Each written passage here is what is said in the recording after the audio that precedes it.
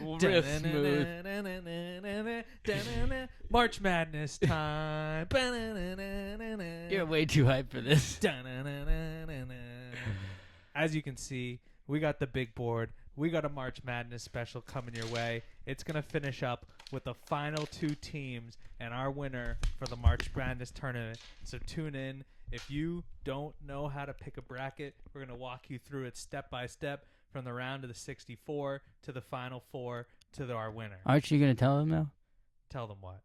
This is going to be the winning bracket. This is the winner. This is the perfect This bracket. is the winning bracket. We already agreed to split the money after we get this perfect bracket. Yeah, we're going to retire. Once our perfect bracket has reached the Elite Eight, we will obviously work our way onto ESPN, where they will have to ask us a boatload of questions about how we kind of went through our bracket and, of course, what went into our decision making. But let's kick it off because we got a lot of picks to make. But I think we can knock. We're going to start up here in the East region. Of course, the East region starts off with the 1 seed Duke, is going to go all the way down to Alabama here at our 2 seed, and that's where we're going to start. But let's kick it off right away.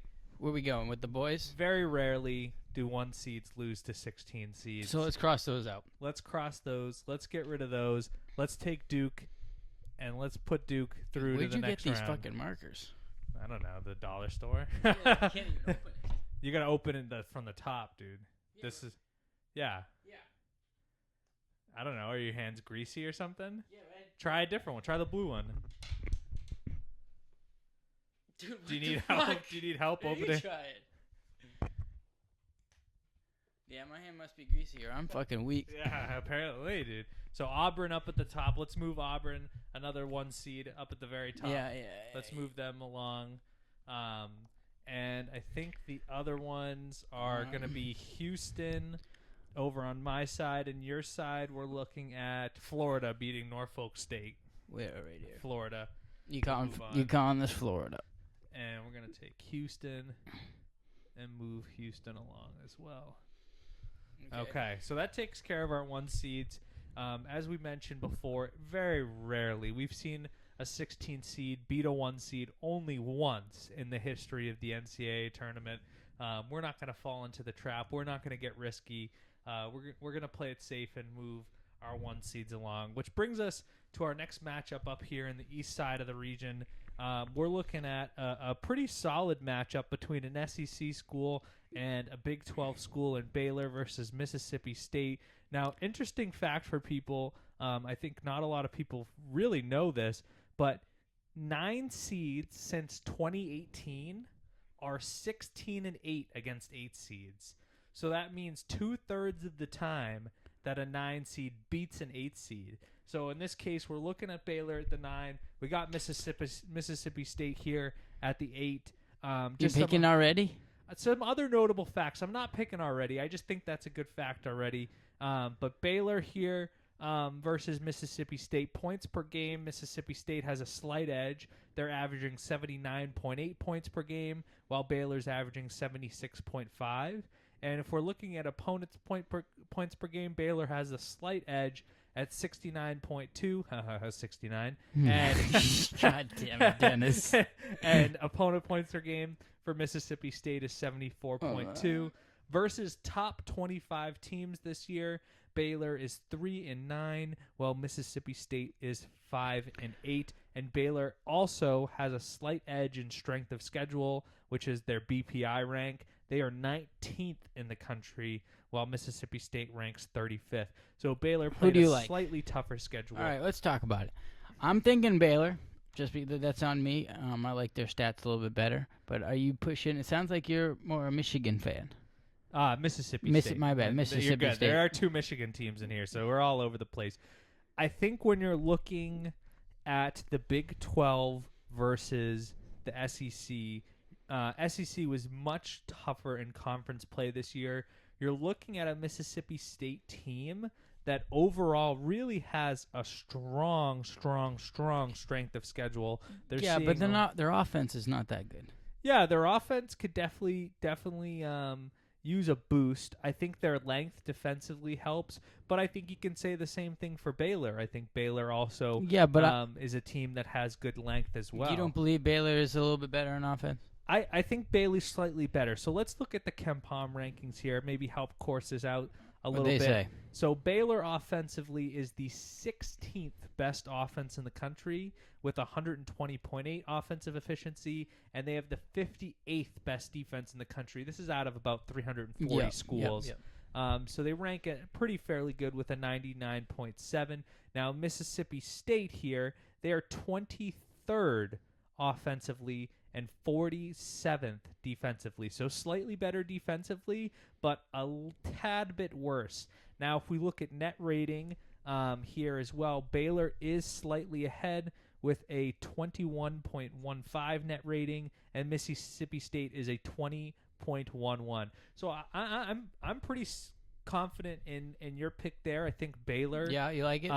If we're looking at historic data since 2018, and we have 2/3 of the time 9 seeds are winning, and Baylor's a 9 seed here, they're slightly better offensively. They're still a good team. They're top 60 in the country. Now, I don't think that's going to take them past a team maybe like Duke, where Duke is top 10 in both categories. But we're not getting to the Duke-Baylor matchup yet. So let's move Baylor, our number 9 seed, over here. It's going to look a little bit funky because I'm trying to write a little bit. You want to switch sides, or you want to stay over there? No, I'm good. I'm a little sideways facing. No, I'm saying switch sides, or you want to stay? Oh yeah, we'll switch sides to your side. Now Okay, let's what pop. do we got? Let's pop What are these over abbreviations, buddy? to Phillip's side. Let's pop over to Phillip's side. So we moved Auburn along. We got Louisville versus Creighton, another 8-9 matchup. As we previously mentioned, the 8-9 has resulted in 2/3 of the time with the 9 seed winning. So let's take a look here at the numbers. Creighton is a slight underdog. Louisville is a 2.5-point favorite. But I think one thing that might set a team like Creighton apart is a guy like Ryan Kalkbrenner. He is a 7'3" center with some serious shooting ability from the outside. I mean, if you ever watch a Celtics game and you watch Kristaps Porzingis play, I think Ryan Kalkbrenner's got some serious Kristaps Porzingis in it. Louisville did have a strong year. They tapered off slightly towards the edge, but a very, very talented Louisville team. So the offenses are basically even. Yeah, I mean, is what I'm looking at. How's the defense? I haven't gone down to that far yet. I mean, pretty much even as well. You're going to see Louisville giving up 69 points per game, and Creighton What's giving their offensive rank? half. I mean, their defensive rank. Let's go to our KenPom here, and let's find our Creighton and Louisville. So Louisville is ranked 23rd in the country in net rating. They have the 29th best offense and the 21st best defense. So top 30 in both categories. If we're looking at Creighton, Creighton is 37th best in the country. So Louisville 23rd, Creighton's 37th. Creighton, we're getting the 31st best offense and the 42nd best defense. So definitely a slight edge to Louisville in a matter of. All right, if you think it's like even, have you heard any information about the team-wise? Let's take a look. I know we saw some injury reports come out. Let's see. But everybody loves each other. There's no drama or stuff you hear about these teams. We're looking at two different conferences for this matchup. Louisville being part of the ACC, and we have Creighton part of the Big East. The ACC was slightly down this year, which could definitely impact here. No super big notable injuries that look like they're coming across my screen for either team. I think Louisville, in a conference in the ACC that was not as talented this year, went 18-2 in their conference, and Creighton went 15-5 in theirs. What about the coaches? You're looking, so Creighton's got an established guy behind the helm here. You're looking at oh man, I know his last name's McDermott, but his first name's escaping me. His son actually plays in the NBA. He's been at Creighton for a long time. Creighton's a pretty consistent team. Louisville as well. How do they in play? the tournament? Are they more of like a shoot, score, pass the ball? What's their pace? Let's see. So Creighton. Let's see what Because based on different styles, it could change. Yeah. Let's see. Adjusted rating. Average shots too, something like that. Adjusted rating for Louisville is 68.7, and the adjusted rating for Creighton is 67.0, which brings them towards the back half of the country. I think another interesting category is the luck category. Louisville is a plus .058, while Creighton here is a plus .049. Strength of schedule, I think, let's see, Louisville was 23rd. So let's go strength of schedule across the board for 23rd. They have about the 54th toughest schedule, while Creighton had a slightly tougher schedule at 47. So, I mean, it's a pretty even matchup. I mean, I think Louisville definitely has a slight edge in some of the statistical categories. If you're looking at KenPom rankings, we're also going off of potentially what we're seeing out of a team. You know, notable wins. We got wins against North Carolina, Clemson, Pitt, Clemson.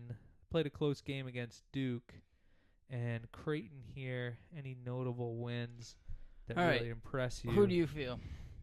Who are you feeling towards? I'm leaning towards the Louisville. I definitely am leaning Louisville as well here. I think Louisville's a safe pick. All right, let's go with that since we're both on the same page. Let's throw it up on the board. And as I'm going, I'm filling out an online bracket here as well as we do this. So I want to make sure I get all these accurately put in here. We'll switch back to this side of the board here. We got a matchup between Oregon and Liberty. Oregon definitely a sneaky team to be careful of. They have elite scoring from all over the court.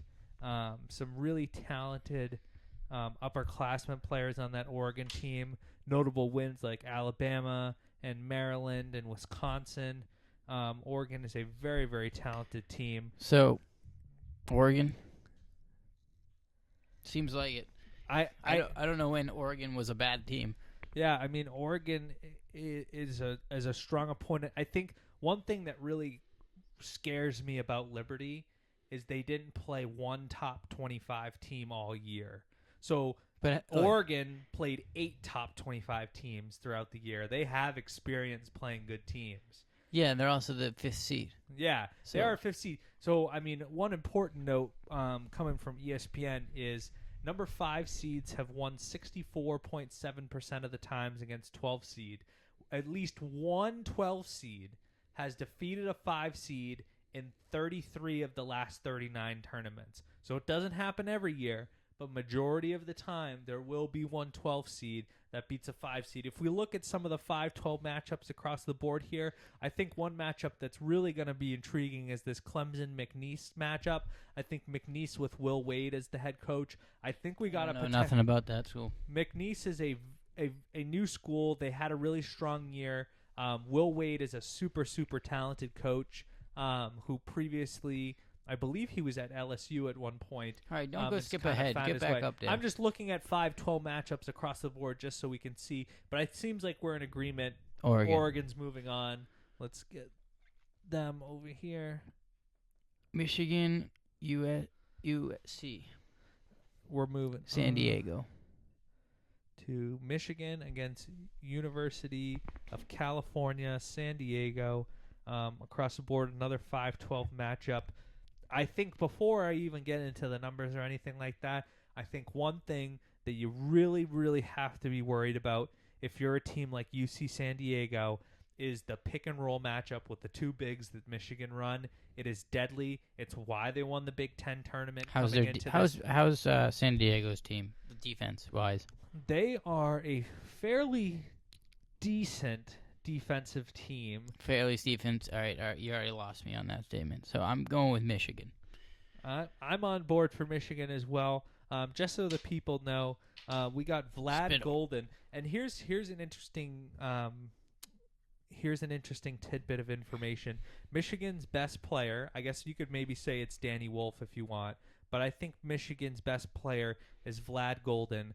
Vlad Golden was a part of the Florida Atlantic team that was a 15 seed that made a deep run in the tournament. So he has experience. He knows that a top seed can fall to a lower seed at a certain point. He transfers to Michigan, has a really stellar year. He's putting up 16 points per game, along with 7 rebounds and 1 assist. He's a very, very talented player. But that two-man pick and roll with the two bigs, him and Danny Wolf running that two-man pick and roll, is going to be tough to guard. I think we have it right. I think UC San Diego really struggles with that. Next, we're looking at Arizona Akron, and I have a fun tidbit of information I'll save against Arizona, and I'll save it if we decide to put them on to the next round.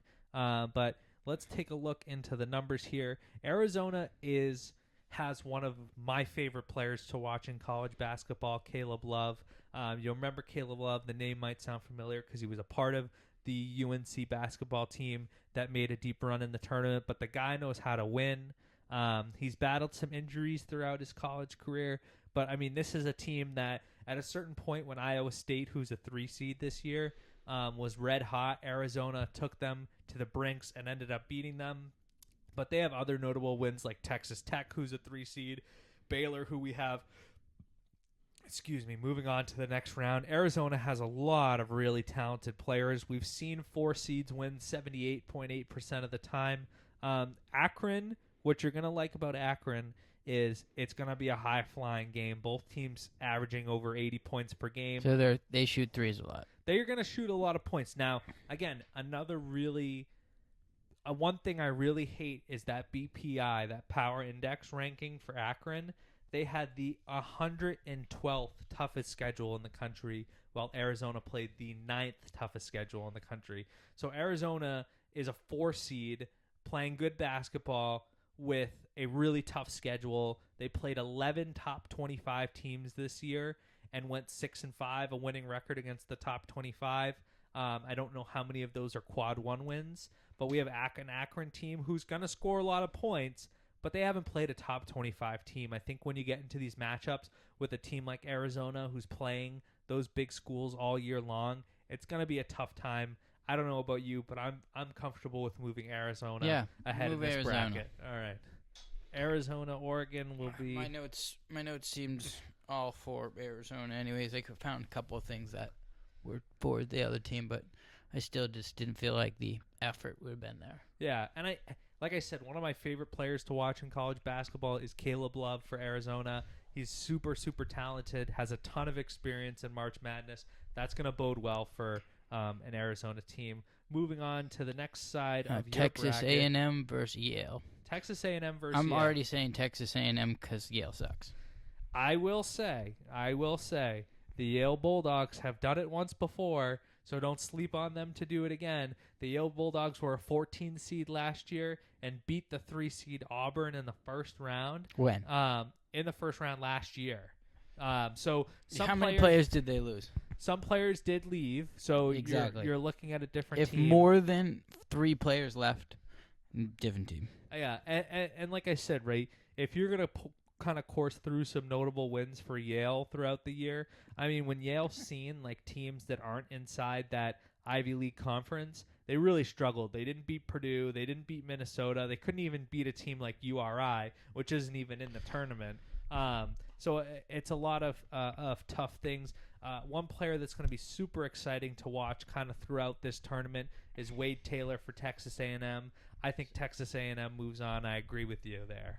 Hey, let's go, Dennis, with the Texas A&M. And I'll give everybody another tidbit of information. If you are looking for upsets to pick, if you're looking to kind of break down some more in-depth statistics, Yale led all of college basketball in 3-point attempts allowed. So if I'm Texas A&M, Texas A&M is going to probably be able to bully Yale in the paint a little bit, but you got to make threes if you're going to beat this Yale Bulldog team because they're going to crowd the paint and force you to shoot a lot of threes. So big for Texas A&M. They got to shoot How is threes. Yeah, but Yale doesn't throw up that many points though. They have an 81.7 points per game, so they can score, but it doesn't seem that often. But like I said, yeah, I mean, it's a quality Yale team, but you're going against a Texas A&M team that's long, really defends well. I wouldn't be surprised, although I really do love Wade Taylor, I wouldn't be surprised to see teams pick on Texas A&M a slight bit. And kind of pick on Wade Taylor there. So moving back to my side of the bracket, we got the Fighting Mormons of BYU against VCU, which is Virginia Commonwealth University, and we have polar opposites. BYU, what are they going to do? They're going to drive and they're kick. They're going to shoot a lot of threes. If you've watched the Boston Celtics this year and how the Boston Celtics play, that's what the Fighting Mormons of BYU are going to do. I know they're not actually the Fighting Mormons, they're the Cougars, but BYU is going to chuck up a lot of threes and they're going to make a lot of threes. And VCU, complete polar opposite. They want to slow the game down. They want to really drain the shot clock. They want to have long possessions. They want to make you hold the ball and take a bad shot. I think that's going to be tough against a BYU team. VCU has won in the tournament before, but BYU, man, they played well. They played well in the conference tournament. They are a solid team. And if we look at, let's see, the last time all number 6 seeds won against 11 seeds in a single tournament was 2004. Who does VCU play? VCU's gonna be play good teams. They play a couple good teams. I mean, Dayton's usually a strong team in the conference. Their BPI ranking isn't terrible, but again, they're not. Like, what's BYU's ranking? BPI for BYU is 24, and VCU is 34. So BYU does have an edge there. BYU has played 8 top 25 opponents this year and went 4-4, and VCU has not played a single top 25 opponent this year. Lot of things are going through my mind. Yeah, because like they did play more games. VCU. They are a tough out. It's a matter of, can you get teams to play the style of basketball that you want to play? Because like I said, VCU, they want to slow the game down. BYU, they're going to run and gun. They're shooting threes. Drive and kick. That's what they're doing all day long. Are they shooting the threes and scoring? Or they're are they shooting the threes right? and scoring. They're over 80 points per game.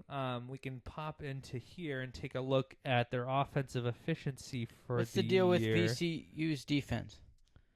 VCU's defense is 23rd in the country. If we're looking at BYU, let me try and find BYU here. It's definitely like in the mix here, and I'm just missing it. 23rd. All right.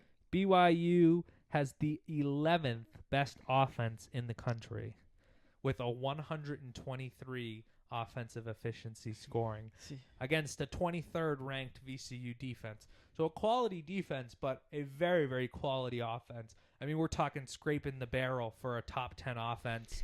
All right, give it to them. Let's go, BYU. The Mormons win again. The Mormons win again. All right, what do we got over here? Ole Miss. Who are we waiting on? We are waiting on the matchup between Texas and Xavier. Obviously, the winner of that game can affect and when do they play? They are playing tonight. Oh, he's just looking at that. Let me see. They are playing tonight. I don't know if the game started yet. It seemed like something was live, and when I was looking at something. Okay, so we'll potentially have a start between. No, Alabama State and San Francisco are playing. Oh, sorry. Ole Miss is playing either UNC or San Diego State. University of North Carolina or San Diego State. Yeah, right here. They play at 9:10. 9:10 tonight. Yeah. We're not going to get a whole lot of information because we don't know who we're playing. I will say. Who do you got in that game? I will say I'm nervous about UNC. UNC's got a fairly decent team, but UNC kind of, and I think there was some speculation riding into this tournament whether UNC got into the tournament because their athletic director sits on the board that picks the March Madness teams. Oh, then okay, yeah, and then So San Diego State definitely has a good chance.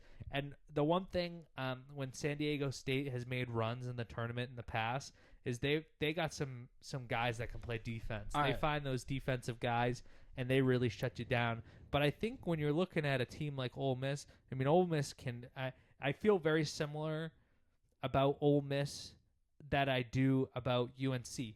But I think the reason why, and we go back to the 6 versus 11 matchup, and we talk about number breakdown specifically, since 2004, not all 6 seeds have won. So at least one 11 seed has beaten a 6 seed. So how many 6 seeds did we So pick? we've only picked one so far. We took BYU over VCU. What we have remaining down here is Illinois, and Illinois will get the winner of Texas Xavier. And then we have the other 6 seed is Missouri against Drake. And I will say that Drake team is a sneaky good team. Okay, we'll come to that. We'll get to that when we can. If I go off face value, Ole Miss seems like the winner here. I do personally really like the Ole Miss team. The only reason I say that is because if we're thinking about North Carolina and San Diego versus each other, and we can't decide which team is playing, obviously Ole Miss is gonna. Yeah, I'm rolling with it. Let's get Ole Miss on to the next round over here, and I will pick Ole Miss so we know that we have that marked down on the board. Our next matchup we're going to have, jumping over to my side, is Wisconsin versus Montana. And folks, this is not your daddy's Wisconsin team. They are not going to pound and ground you. This team can shoot the basketball. They can play defense. They can drive. They can kick. They can really, really affect the game in a whole bunch of ways. And one thing that I really like about this Wisconsin team, and it'll be interesting to see how teams are officiated when the tournament comes around, Wisconsin has the highest percentage of free throw attempts in the country. So this team's going to drive, they're going to play you physical, and they're really going to force you to take fouls and get them to the foul line because they got a lot of really talented players. We've seen 85% of 3 seeds win matchups here. So although give props to Montana and being a good team, let's take just a look at that BPI ranking for a second. Wisconsin is 18th. Montana is 173rd.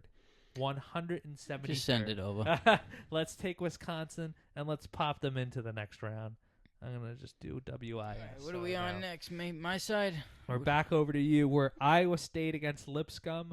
I know we talked briefly, and you seemed to be a proponent for maybe an Iowa State team being quality. So if you want to pop Iowa State in over there, feel free to do it.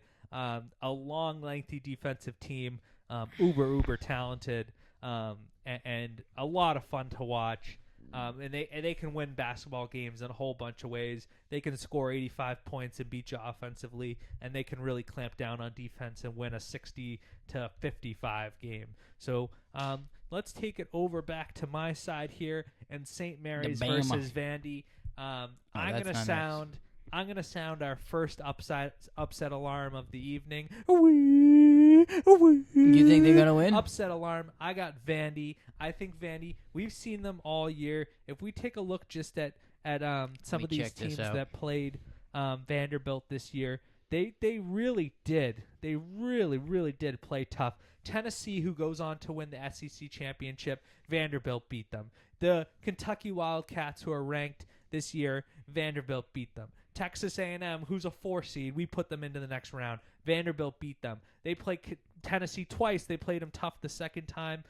They gave Auburn a run for their money. They gave Florida a run for their money. Vanderbilt's a very, very talented team. If we're looking specifically, again, if we're just looking at teams with a top 25 matchup here. Vanderbilt played 11 top 25 teams, and St. Mary's played 0. They played 0 top 25 teams. All right, let's give it to Vanderbilt. Now, But go, keep going. My stats are staying Vanderbilt. Usually they don't, but they are. Vandy on to the next round. Let's move over to your side of the bracket. And I'm sorry, sir, again. I'm going to sound the upset alarm. Feel free to set the alarm off. Woo, woo, woo, woo, woo, woo, woo. I'm telling you right now, this New Mexico State team, this is a very, very, very scary team. And I know that potentially they're going to run into Michigan State in the next round. But that New Mexico State team, they're going to get to you on the boards. They're going to offensive rebound. They're going to defensive rebound. You're really passionate about this New Mexico. I love these 10-7 matchups because I really think that there is some vulnerability for some of these 7 seeds. Now, don't get me wrong. Cam Jones and Marquette, they're a talented squad. But Marquette, they've had talented squads in the past. They've been putting teams in the tournament, and every year they disappoint in the tournament. Cam Jones is an excellent player. I think Shaka Smart is a great head coach for Marquette, but we're really not looking at a comparable asset that New Mexico State is. Now, one thing that's going to make you nervous, and it's going to make a lot of people nervous, is Mountain West Conference. Since 2015 is 3-14 in the March Madness tournament, but I think New Mexico State makes it 4-14 as they grab a W against Marquette. Back to my side. Okay, hold on. I got to pick Vanderbilt. Now, Bama. Here's an interesting team. Bama. Rolling Tide. We rolling Tide. Roll. Stay away Tide, from your cousins. Roll. Stay away from your cousins. Ding ding ding ding ding ding ding ding ding ding ding ding ding ding. Sweet home Alabama. Bam. Bama moves on. And we'll talk more statistically about Bama because we got some good stuff on them. Flip it back over to Philip. Florida. All right, we got Michigan State, Brian, first. Yeah, Michigan but State, we Brian. can skip that. Yeah. And I'll tell you this much. One thing you need to know about this Michigan State team, as we kind of continue to talk about them throughout, you want to see a real basketball team, Michigan State's coach, Tom Izzo, has got them bringing football pads into practice and hitting each other under the rim like football players. That's a tough group of guys. They're tough sons of bitches. Tom Izzo That's what you need in the playoffs. Yeah, that's what you need. Need guys that can grab boards, play physical. That's a team that you got to really be on the watch but not out take for. files. No. So that's the problem. All right, so we moved Houston along first. On this side, we moved Florida along as well. So next we're looking at Gonzaga and Georgia. And I think this is another one of those games where we're really looking at... I do like Gonzaga. I am a big fan of Gonzaga. I think one thing that works in the favor of Georgia is they're a very, very physical team. Now, Gonzaga wants to play a certain brand of basketball. They're going to try and pick up the pace. Georgia's going to try and slow you down a little bit. So who can really do that? And the one thing that I really like about Gonzaga, which makes me feel comfortable with their ability to pick up the pace against a slow team, is St. Mary's, who they're playing in their conference championship game, has one of the slowest paces in all of college basketball, and Gonzaga beat them. So they know how to take teams out of their game. Mark Few, the head coach of Gonzaga, uber talented head coach, talking about years and years of experience. He's had teams go on to win this tournament, and I don't think it's any different. I think we got the Zags moving on here as well. I'm going to put down the Zags. All right, we got the zigzags. Well, that's what their nickname is. I know. All right. UConn versus Oklahoma. I do have Oklahoma in this game. I know people are going to be upset that I picked Oklahoma in this game just because UConn knows how to play, but they're both a very good team, and I just don't think UConn has that mentality anymore, and I think they lost all their players that had that drive. Yeah, I think a lot of turnover recently, and of course Danny Hurley, an outstanding coach, but I would have to agree with you here. I think one big thing that really sets the Oklahoma team apart is Jeremiah Fears, the guy running the show for Oklahoma. I think you put UConn instead of Oklahoma. Oh, thank God you got that. Good thing we would have been going to the next round, and I would have been like, I got Oklahoma on my board. Why'd you put UConn? But we got Oklahoma moving on to the next round. Really, like I've mentioned a few guys. I think Caleb Love's a lot of fun to watch from Arizona. I think you're going to see Wade Taylor in Texas A&M. You want to see a guy put the ball in the basket. Jeremiah Fears for Oklahoma. Guy's a stud. Oklahoma moves on. Next, we're jumping over to Clemson versus McNeese. And boy, oh boy, oh boy, I'm going to sound the alarm. Really? Woo! Woo! You don't like Clemson? McNeese. I do like Clemson. So you can't sound the alarm because you just said you like Clemson. It's not going to be an upset. It's going to be a close game. I like Clemson. I do. I think they're a quality team, and I think they have some excellent wins. And if you want to override my upset alert, I just want to discuss it, see if we can change each other's minds. Here we go. Okay. We got a good one. I want you to do one thing. I want you to go onto the Google machine. The Google machine or the Chat GBT machine? I want you to go on the Google machine, and I want you to look up McNeese State team manager walkout. And I want you to watch that video of the team manager walking out to Kodak Black with McNeese State's basketball team and tell me that doesn't rile you up. Let me know when you got it. I can pull it up on my phone too and show you there if it makes it easier because I know you have the recording there. I don't want it to get messed up. I'm just looking at images right now. Tell me you don't see that guy and say that's going to be the guy that every camera's going to be panning to during the game when McNeese State is on putting a team like Clemson on upset alert. Let's see what we got here. Hold on. Let me lower this so we don't see this. Because I think Wade Taylor and this McNeese State team definitely puts Clemson on an upset alert. And like I said, man, I think one stat... I seen this video. Yes. Who is this kid? He's the team manager for McNeese State, walking out with a boombox and jamming out to some Kodak Black with the team. I mean, tell me that doesn't get you fired up for a little McNeese State basketball. I don't know. I guess it does, but I think they could have done better. At least that's what you got. That's why you picked them. At least Wade Taylor, man. Look at this McNeese State team, man. 77 points per game offensively with only 64 points per game allowed. We're talking about a plus minus of 13.2 points for this team. They are solid on both sides of the ball. Now, again, I'm willing to be talked out of this, but the one thing that does make me nervous about a Clemson team is they're playing in the ACC. They don't have as many good teams, and you know, who's McNeese play in where do they play? I don't actually know. What league do they play in? They play in. They must play. They're playing North Texas. Do you want me to look it up? Yeah, you might have to look it up. Okay.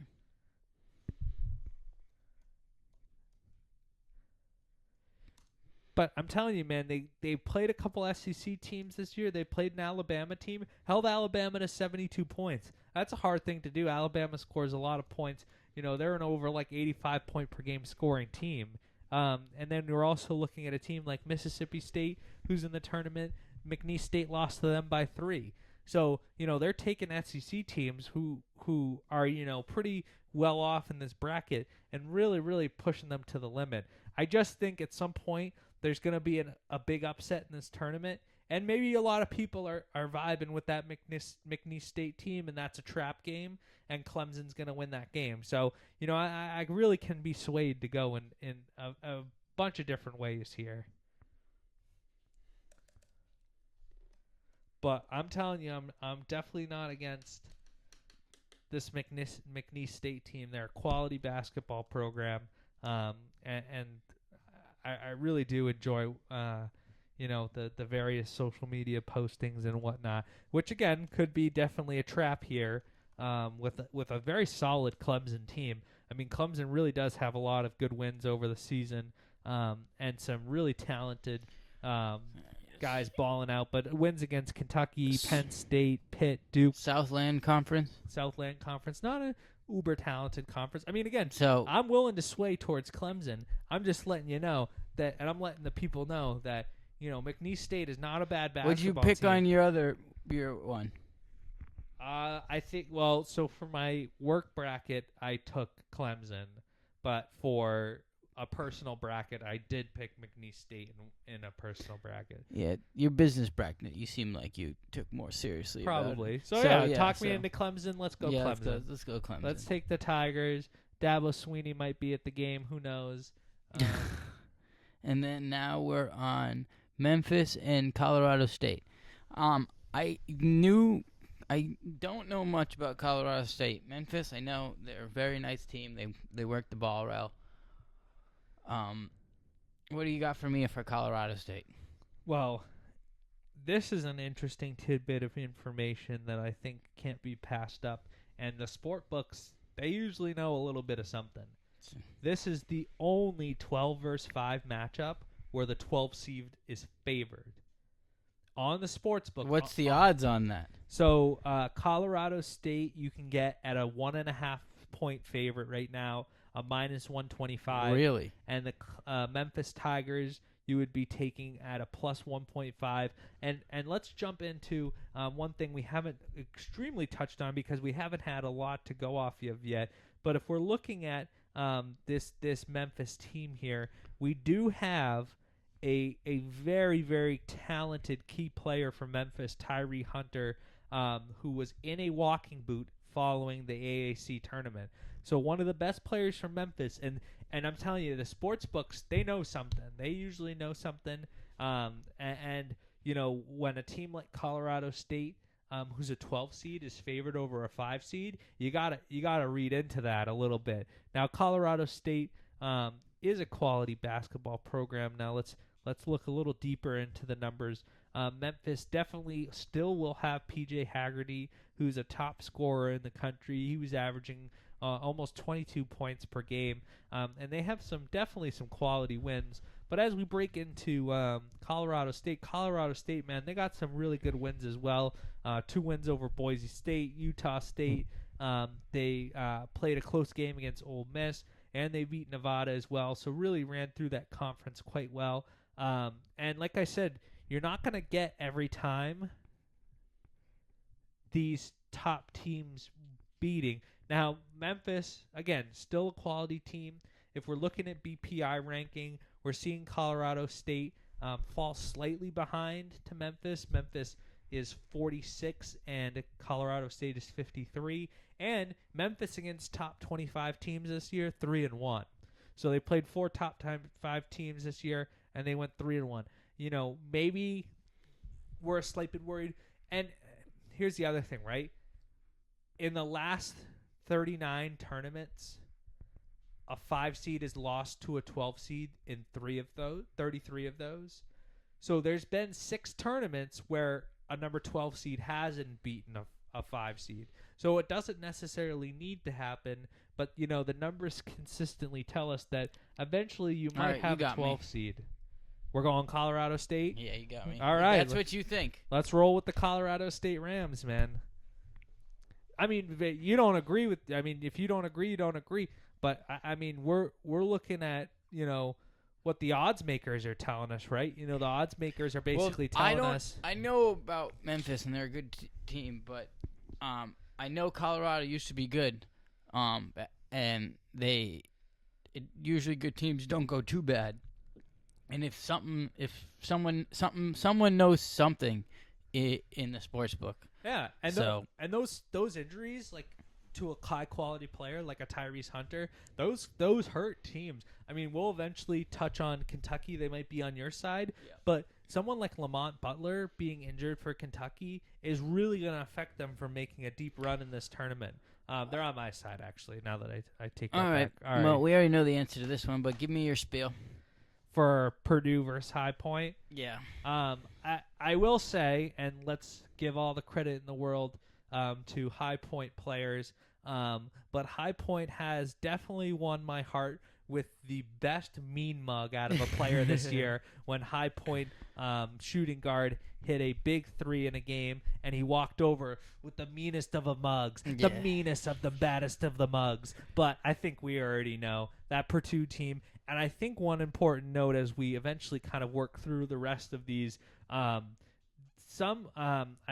can't remember the coach, but there was a coach who had talked about having coached against Allen Iverson and Steph Curry and Magic Johnson and some of the best point guards that have played college basketball. Braden Smith for Purdue, their current point guard, was acquired noted by this coach, and I apologize to the crowd for not remembering this game, as the best point guard he has ever seen play basketball in college. That would be so nice. Purdue definitely moving on. We're going to see a really strong showing for Purdue, and I think Braden Smith, again, we've touched on Wade Taylor, Caleb Love. Braden Smith, a guy to watch, leads the country, or he's top 10 in the country in assists per game, which will bode well for a team like Purdue.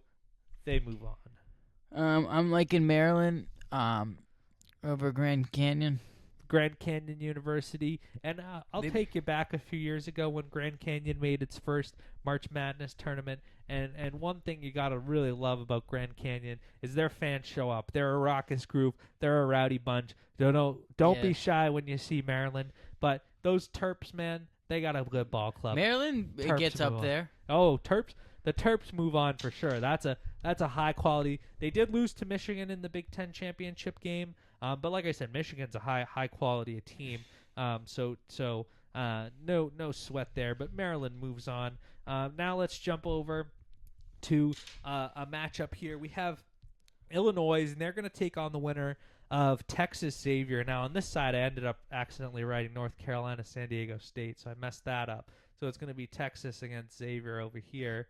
But Illinois, I think, makes people nervous because they didn't put up the best year. They lost a really uber talented guy to the NBA in Shaden Sharp, or not Shaden Sharp. He was Kentucky. Terrence Shannon Jr., who's currently on the Minnesota Timberwolves. But Texas, and this is where it gets really tough. Texas is a really talented ball club, and when they can avoid turnovers, they are a really good team. So you are looking at an Illinois team who's getting healthy at the right time. So I'm definitely not opposed. So just the question is, who do you think is going to win the other game?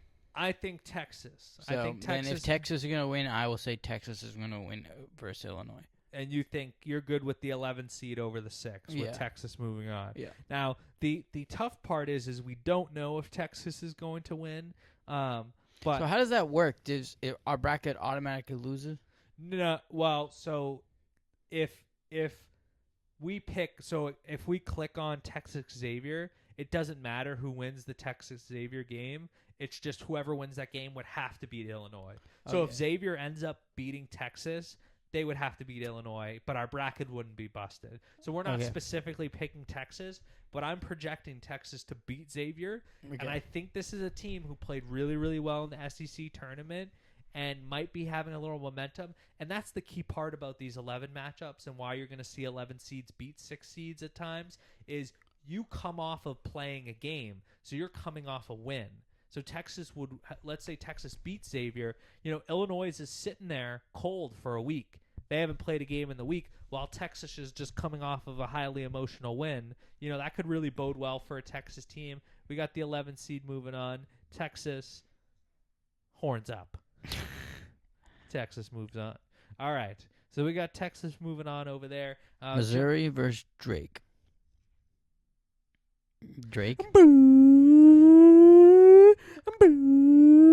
Is it an upset? It doesn't seem like that they're too bad of a team.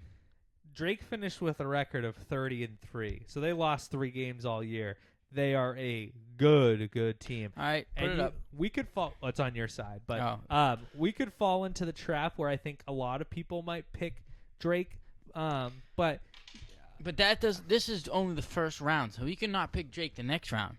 Yeah, I mean, look at these wins for a Drake team. Now, one thing I think is people have to really appreciate about Drake is Drake is full of Brady. Oh shit!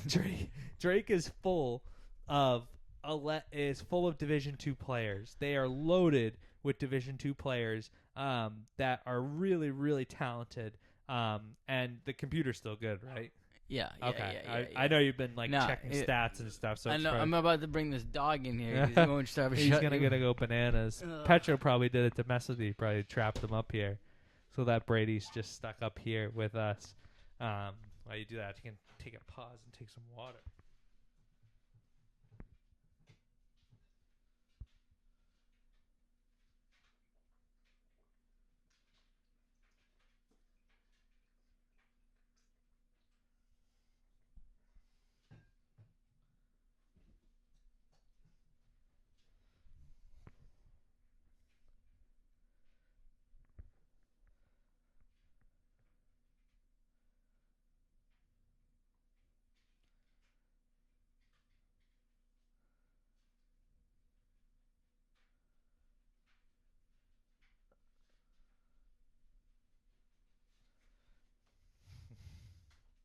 Why'd you just stick him back downstairs? Yeah.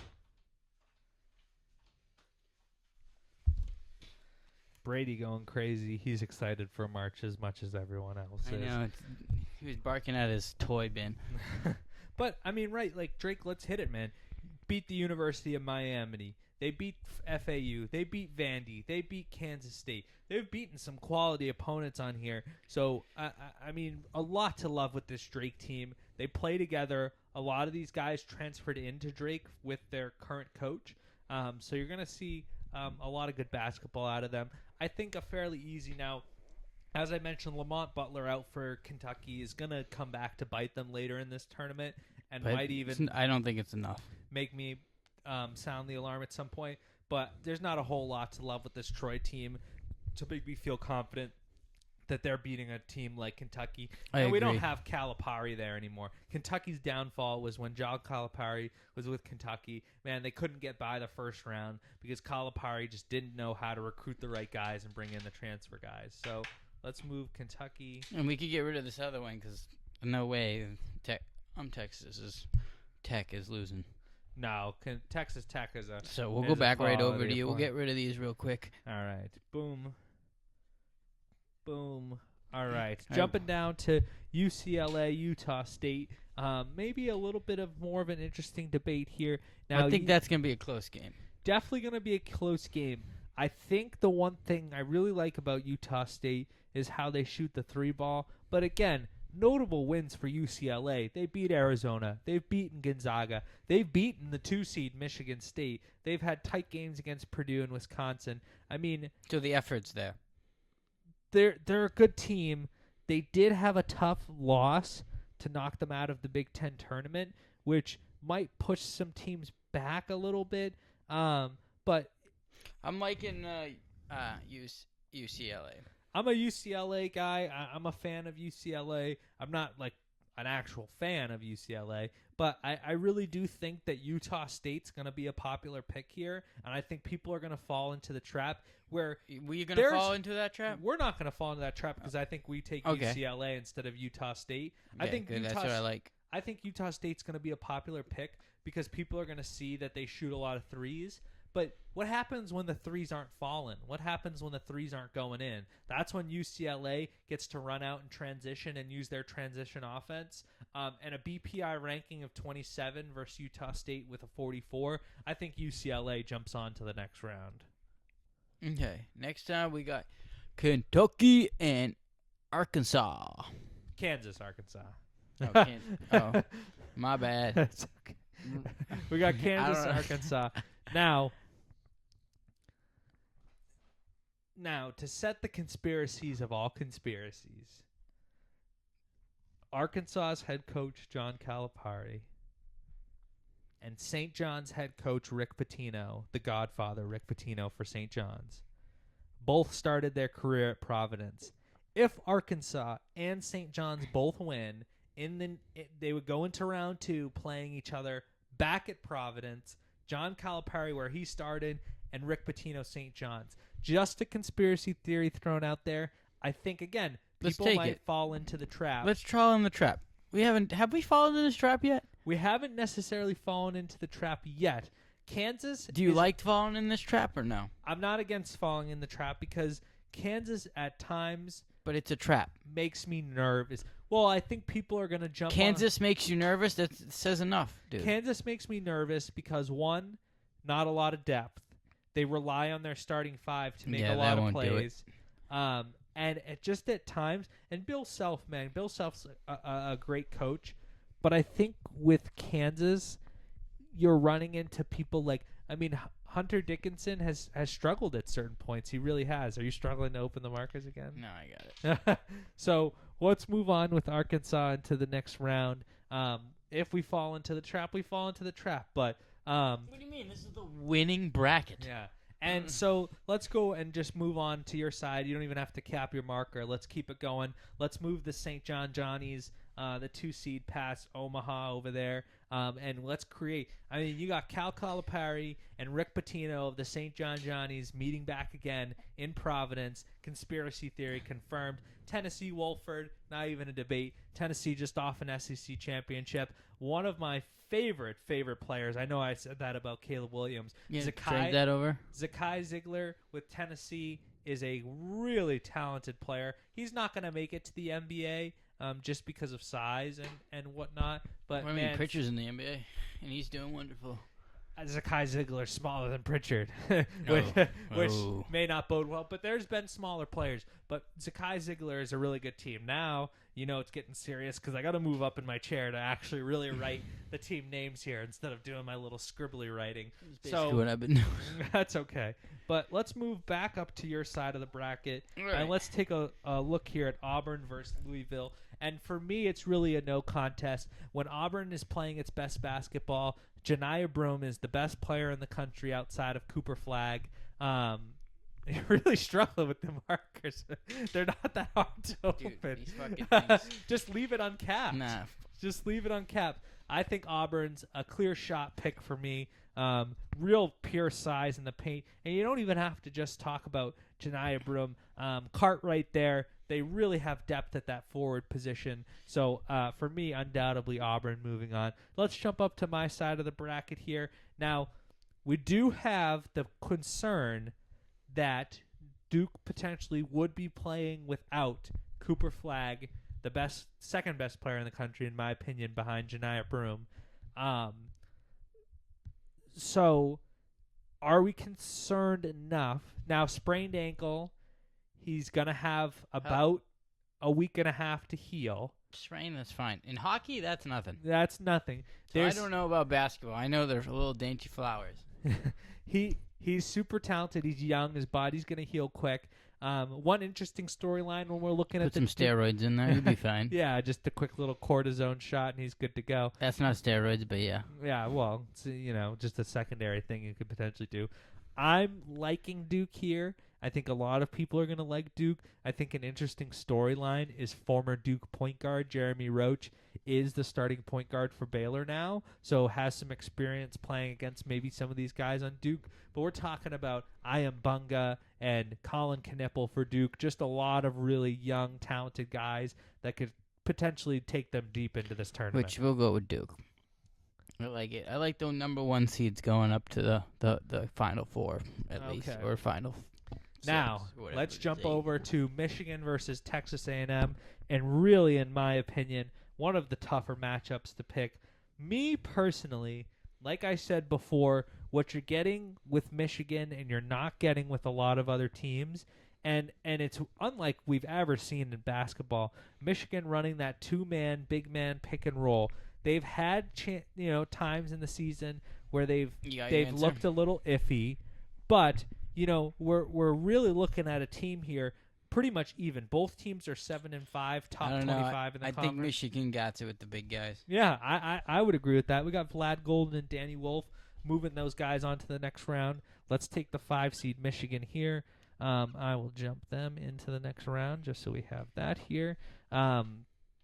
All right, and we jump over to Oregon versus Arizona, and this is where my fun fact of the day is going to come out with Arizona. Since 2015, Arizona has not beaten a team ranked higher than 7.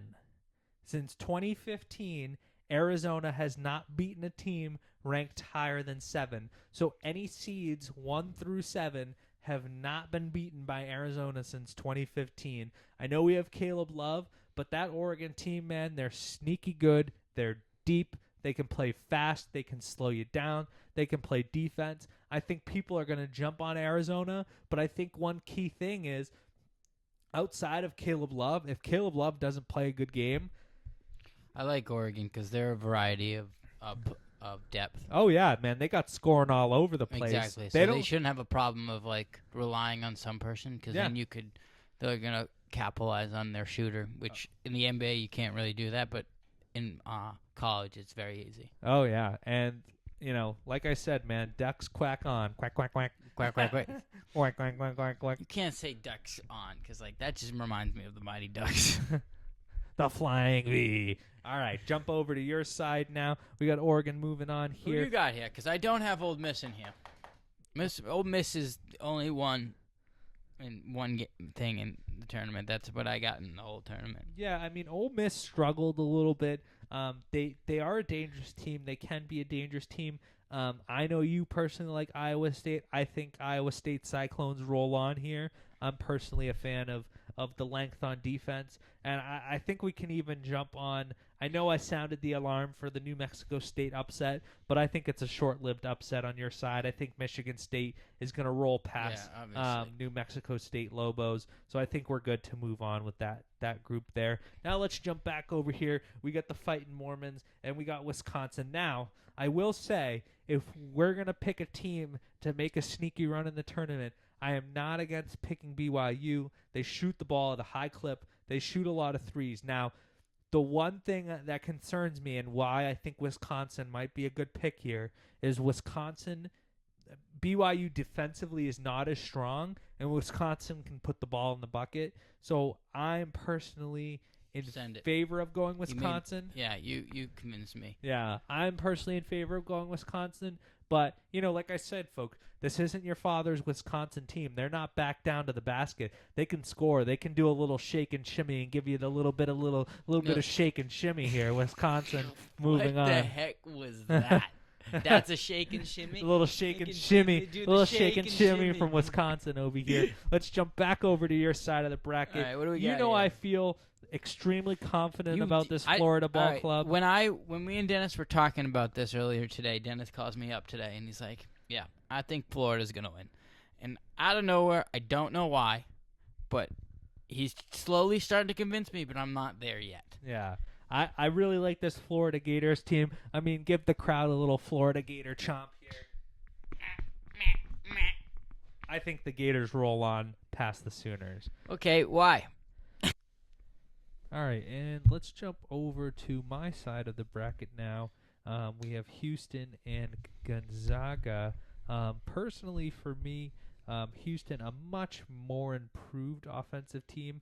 Now, Gonzaga, don't get me wrong, Mark Few is a great coach, but really, I see a difference in Houston from what I've seen in the past.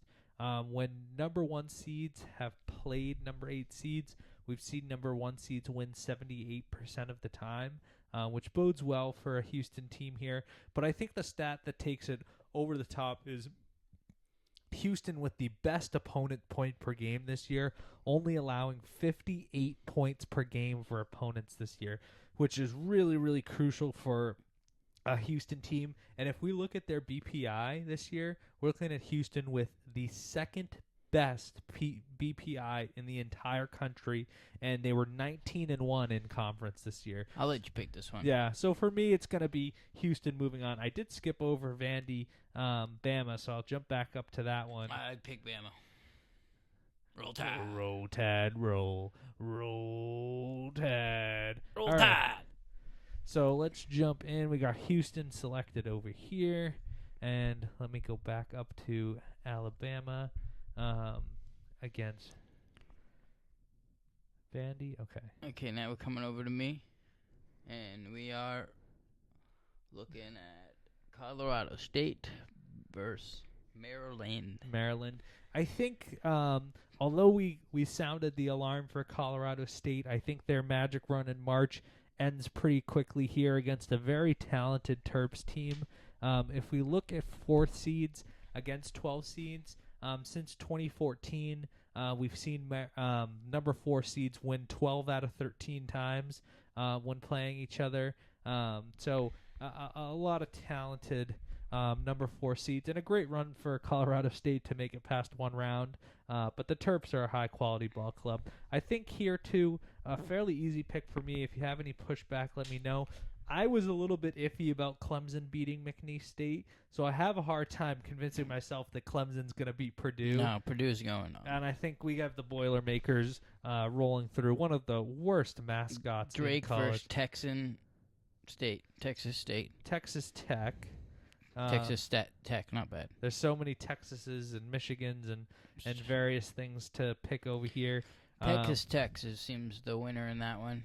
Texas Tech is a high-quality ball club.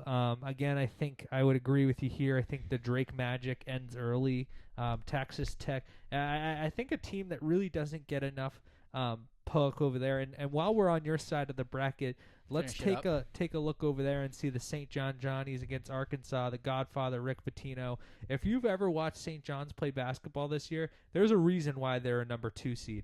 They are a high-quality, high-tempo basketball team, and it's very common for Rick Pitino teams. They play out of their mind. They're all over the court. They cover that ground like crazy. But I'm going to jump into the next one, and I'm going to sound the alarm. Texas versus Xavier for the 11th seed. Now, in our mind, we have Texas beating Xavier, taking on Illinois and winning that game. Kentucky is going to have their hands full minus Lamont Butler. I think it is underrated how important Lamont Butler is to that team, and they have been one of the worst defensive teams in the country since his absence. I think that's felt against a team like Texas, and if we do run into a trap here where Xavier ends up beating Texas, I feel just as confident in Xavier beating Illinois and then Xavier going on and beating a team like Kentucky. I think Kentucky is very vulnerable right now headed into March, and I was surprised to see them get a 3 We'll go with seed. that one. So let's get the 11th seed here. Passionate. Texas or Xavier, whoever ends up winning that game. And while we're down on the bottom here too as well, very passionate about this Tennessee team, a very, very high-quality ball club. And like I mentioned before, you're getting a lot of really talented players on this team. I think Zakai Ziegler is amazing. And since Mirotic has come back healthy, their foreign guy over there, they've really been just a high-quality ball club. I think Tennessee rolls on with the 2 seed here. Now, let's come back over to me before we go over to the Duke Oregon, because I that one's gonna be a long talk, and so is this. But I do see Michigan beating Auburn, just because the big guys go a long way. I know they can shoot, but if they start shooting, you put a big guy out there, where are you shooting now? And I think, if we are going to truly sound the alarms on this game, I think one thing that really works in Michigan's favor here is teams have struggled with Auburn because a lot of teams cannot guard Janiah Broome one-on-one. The size that Auburn brings to the game is really unmatched. Michigan can match it. Yeah. Danny Wolf and Vlad Golston. I mean, this Russian dude, Vlad Golston, man, got kids taking shots of vodka in the locker room at halftime, pretty much, I have to assume. So let's sound the alarm here.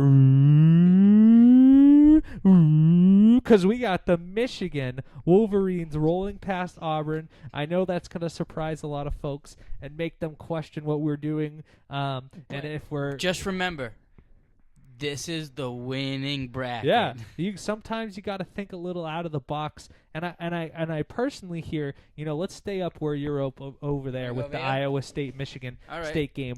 Let's bring it over. Like I mentioned, I think there's got to be some conspiracy. There's got to be some stuff going on here. What's better than bringing a rivalry matchup of Michigan State to the Elite 8 and seeing Tom Izzo? Like I said, this guy's got them doing football drills on a basketball court. Love that. I think that's amazing. I think you're not going to beat it. I think this is a tough team. Tom Izzo is a proven winner in March, and I think that why not? Let's eat into the conspiracy theories. Now let's jump up and do these two matchups up here. We start with Duke, Oregon. I'm going with Oregon. I am not against Oregon.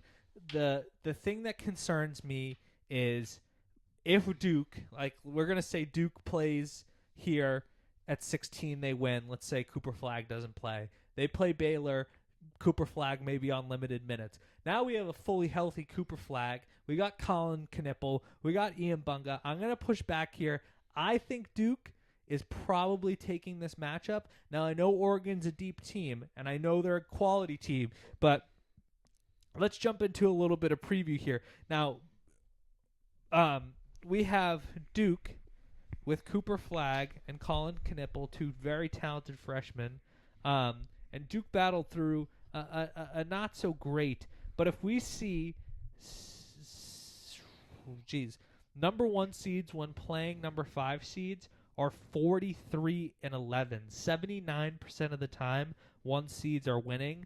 And really just a really talented Duke team. It feels very different from that Zion Williamson, R.J. Barrett squad that was just uber talented and kind of fell flat in March Madness. It feels like a very different Duke team this year. So I personally am riding with the Duke Blue Devils. Right. This is how we're going to settle it.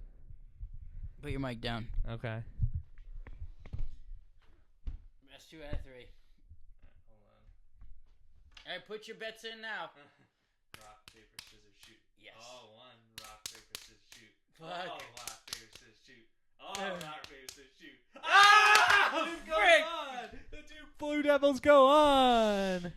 Number 1 seed, Duke, into the Elite Eight. And while we're up here, because we did the 2 for you, we got Wisconsin versus Bama. And here's the thing. Bama.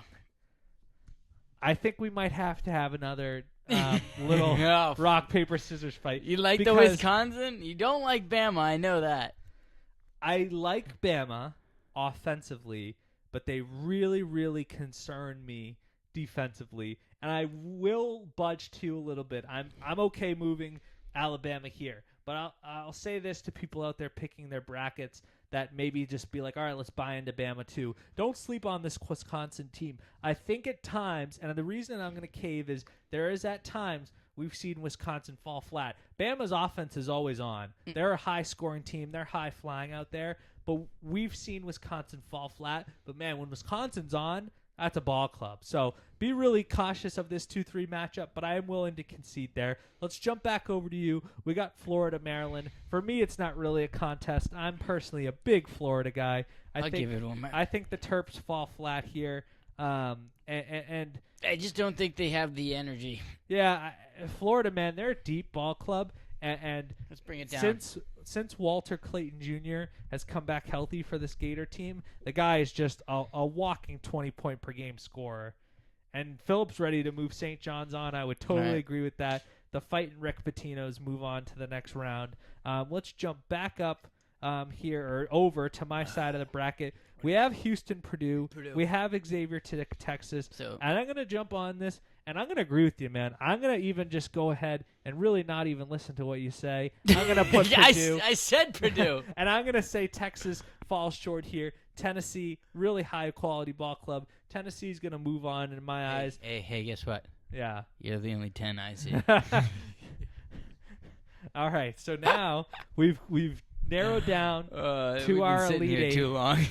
We've narrowed down to our Elite Eight. We have Duke versus Alabama, Michigan State, Florida St. John's, and Purdue Tennessee. Let's start in the top there. We have a I want game. you to. I'm gonna change it up before you do this. I want you to go right here.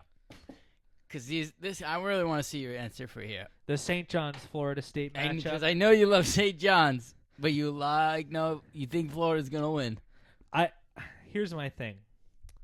I love St. John's, but I think, watching an interview with Rick Pitino, head coach of St. John's, he even openly admits that his team struggles with finding offense sometimes. And I just don't see that out of a Florida team.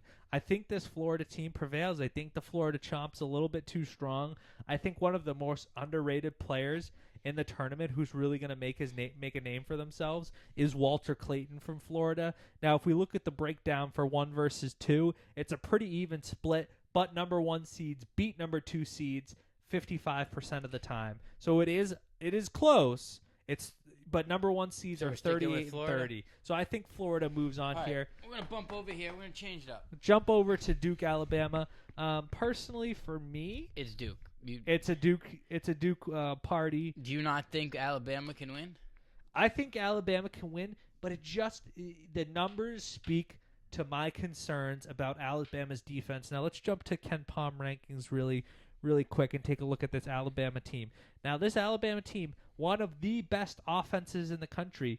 This is going to be Alabama, who's ranked number 4 in the country in offense, against Duke, who's ranked 3rd in the country in offense. So 2 high-flying, top 5 What's their offenses. defense?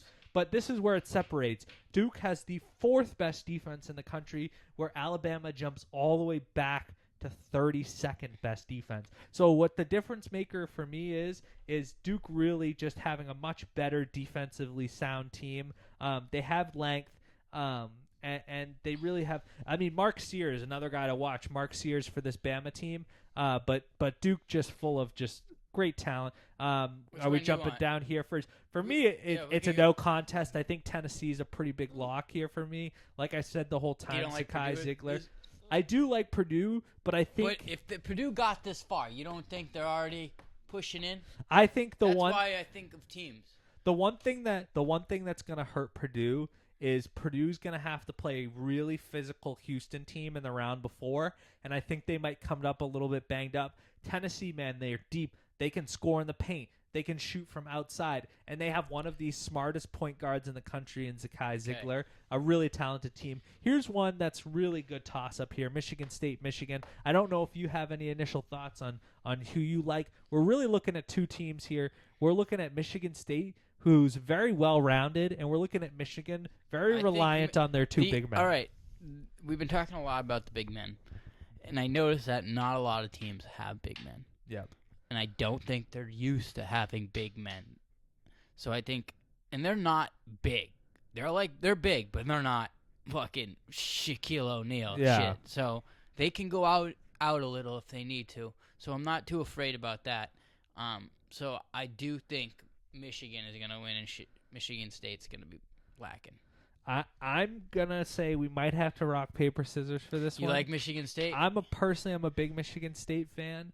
I think Tom Izzo. Now, let's take a look real quick at the numbers here in Michigan State. And one thing that's a huge separator for me is Michigan State rolling out the 5th best defense in the country. And as we know, defense wins championships. And this is a team that thoroughly plays great defense. And Michigan, again, the one thing that's got to make you slightly nervous about this Michigan team is 46th best offense going against a top 5 defense. Are they going to be able to overpower that Michigan State defense? Now, Michigan does have a quality defense as well. They have the 14th best defense, but Michigan State, a top 20, top 30 offense. Their offensive rating is very high quality. I think if you look at the net ratings across the country, Michigan State falls within. But they don't play big men. They do have size. Now, their big men are not as elite scorers, but they can play defense. No, I'm talking about they in their conference they don't play big men. Well, Michigan State play in the same conference. Yeah, but they're the only big men in that conference. I wonder if we have. So if you're playing non-bings, big guys all the time, you're not used to it, and then you can add things here and there, change things up, make them not used to it. It plays a big role. Now, I don't know if this makes you feel any differently about it. Michigan and Michigan State have played twice this year, and Michigan State won both times. They beat Michigan 75-62 in the first matchup, and they beat most recently on March 9th, which is very recent. Michigan State beat Michigan 79-62. All right, switch it over. You like Michigan State in this one? Yeah. All right. You brought too many stats out, buddy. You couldn't keep your mouth shut. You had to open your mouth. I think you're going to see teams like a Texas and some of these teams like Oregon make a run for a little bit of time. But usually when it comes down to the Elite Eight and Final Four, these teams are ranked 1 and 2 across the board for a reason. So now we've gotten ourselves into a real interesting spot here with our Final Four. And unsurprisingly, in my opinion, the Final Four is really just a quality matchup across the board. Let's take a look at your side first with Michigan State, Florida. Now, two teams I thoroughly love. Oops, I've already went ahead because I already agreed with you. I already know his answer. Oh, well, you can rate Florida in the final spot right there if you think. Yeah, I already know you like Florida, and I already like Florida, so I'm already in for it. Let's get another Gator Chop! Gator Chop. All right, so Florida moves on to our final, and really another good matchup we're going to have here is Duke, Tennessee. I'm going to have to agree with you. I think we might see a battle of SEC teams, and we're going to see which team did you put down? No. Florida beat Michigan State. This is the matchup: Florida, Michigan State. Oh, it's and that Duke, way. Tennessee. Oh, I thought it was this way. No. So Tennessee plays Duke, and Michigan State plays Florida. Then I do Tennessee. Yeah. Well, erase the whole thing and right. And then Michigan lost. So that everybody can see. There we go. And then.